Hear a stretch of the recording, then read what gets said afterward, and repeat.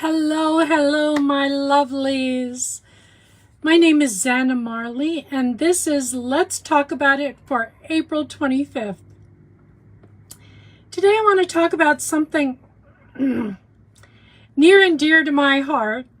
Bear with me a moment. And it's called radical self-responsibility. That's a mouthful. So, yesterday, I viewed a short video from a news journalist, and he was interviewing two students on the Columbia University campus, and they were part of the protest there. He was asking them what the message was that they wanted the world to hear. What were they protesting? So one of the girls was hemming and hawing and for a few minutes, and you could tell she was a little confused, and then she said she didn't know why she was protesting. So she turned to the student that was next to her and she said, "Do you know why we're protesting?"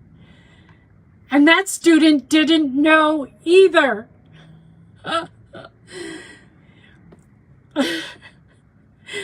I was flabbergasted, but it was obvious the students didn't know that they were there, what they were there for, and what they were supposed to be protesting. They had no idea what the situation was, or what they were supposed to say, or what they were supposed to believe. They were simply mouthing what everybody else around them was saying.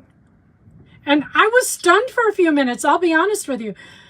I was reflecting on it, and then I realized that often we are all caught in the same dilemma, if we think about it. We're not sure why we're doing what we're doing, or even what our actions might mean. We don't know what we believe, even though we're acting on it. And we're acting as if we do know. So, we're not sure why we're doing what we're doing, or even what our actions mean. We don't know what we believe, even though we act as if we do. Hi, Verna. Thank you for being here. I appreciate it. But think about it. Has there ever been a time when you attended an event because someone invited you, even though you weren't sure what the event was for or what it was about? You simply knew the person and you figured, since I know this person, their beliefs and their ideas must be the same as mine. And so with trust in hand, off we go. Or maybe we're told to take a specific action from somebody that we hold in high authority or high esteem, and we're not really sure what we're supposed to do or what that action truly means.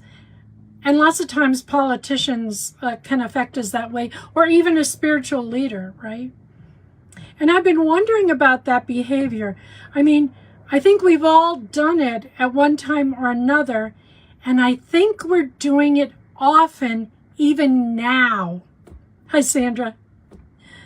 And that concerns me a little bit, because we now know, because of recent scientific discoveries, that we attract whatever we direct our energy toward. What we think becomes real. We are in charge of our thoughts and therefore our experiences. And it's important that we understand this truth, because our lives depend on it. We create our experiences, our future, by what we do with our energy. And that's the basis for the law of attraction, isn't it? Where our attention goes, the energy flows. I'm a devotee of radical self-responsibility.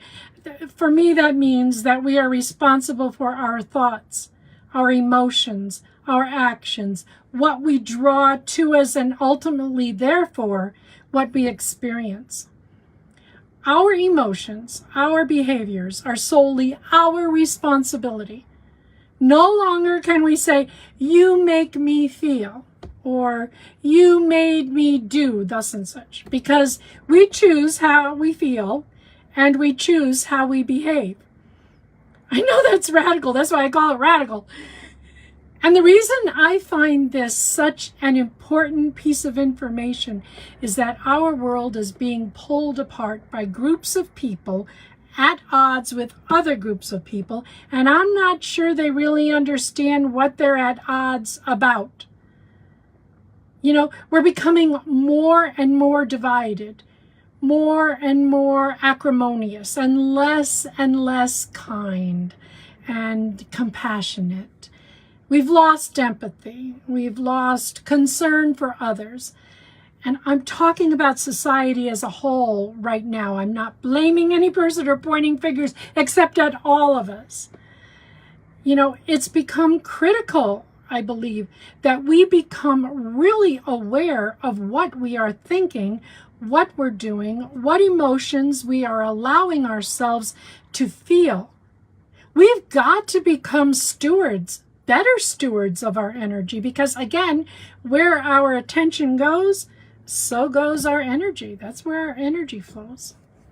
And when we give our attention to the anger and the hatred that is pervasive in society right now, our energy goes there, and the energy of anger increases, and the energy of hatred increases. And then Verna says, you also become the people you hang around with. Thank you, Sandra. Yes, you believe that too. So we feel this, right? We're exhausted. Our minds are just filled with negative thoughts, and we don't know why. We don't know why we're feeling this way. Much like those students, we don't know what's going on. We don't know. So I propose a simple solution. I propose that we slow down. Slow down our thoughts. Slow down our actions. Just slow down. Just slow down and take control of our energy. Give ourselves a break. Sit down. Focus on our breathing.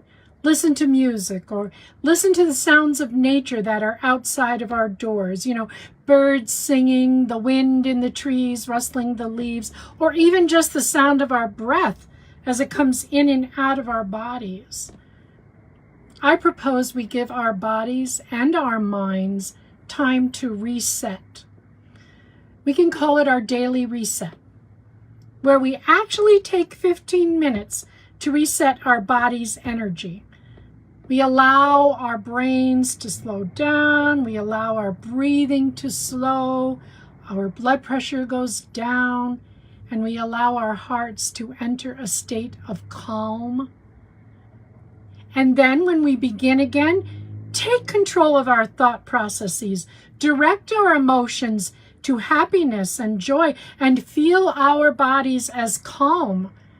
Reclaim ourselves. There are many really great guided meditations on the YouTube channel, and they're very good at helping us to reclaim our calm and reclaim our purpose, right? So I invite you all to think about your thoughts, your emotions, and what emotions you're choosing.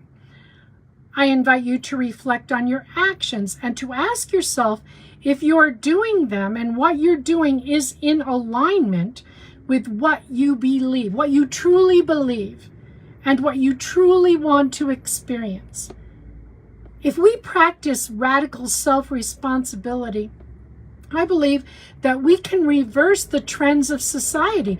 We are beautifully made to experience love and beauty and joy and happiness, and we've been given everything we need to manifest those things in the world. So I'll leave you with the hope that you will give yourself a break. Do a daily reset. I'm going to do a daily reset. Let's make our world a better place. I know we can do it. We have the power. It's in our hands, literally, in our minds, in our emotions. And so, my friends, I send you peace and blessings always, and thank you so much for showing up and listening to me and giving me your attention. I really appreciate it. And I love you all, and namaste to everyone.